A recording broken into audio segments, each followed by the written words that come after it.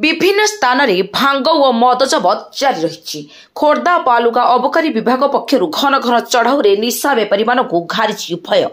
किए भांग बिक्री करुछि तो आउ किए देशी विदेशी मद बिक्री करुछि। गाँ गली रे निशा कारबार बिक्री छक बजार अंचल रे आड्डा जमुछि। कोहुड़ी अंचल भांग जबत सहित आसामी को गिरफ्त करिछि अबकारी विभाग। चिलिका निर्वाचन मंडली रे निशा कारबार संख्या अत्याधुनिक भावे बढ़ी चली। खोर्धा जिला भूषणपुर अंचल रे थिबा सरकारी स्वीकृति प्राप्त मद दुकान एक स्कूटी माध्यम रे देशी मद नेउ जाउथुबार दृश्य देखा मिली।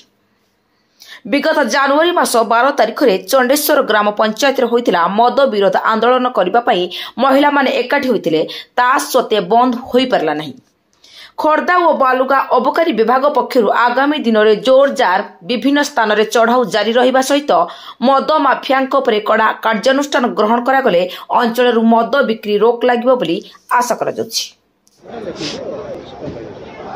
देखंतु आम कम स्टाफ रे अन्य स्टाफ मानकर सहयोग रे तथा पुलिस रो भी सहयोग रे मो अलग एरिया सहयोग रे मोबाइल स्टाफ तथा अलग एक्साइज स्टेशन सहयोग रे जेतिकी अधिक हो पार से आप देखुवे केतल राति केतल सकाळे माने आपण एमती गोटे गोटे देखिए 24 घंटा काम चली थाए।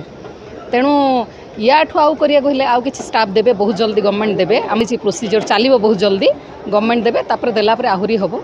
गाड़ी मिली जाइछि सब स्टेशन गोटे गोटे। तेणु काम स्पीड होइछि आग अपेक्षा बहुत स्पीड होइछि। आपण देखुथिबे आहुरी स्पीड हबो स्टाफ मिलले।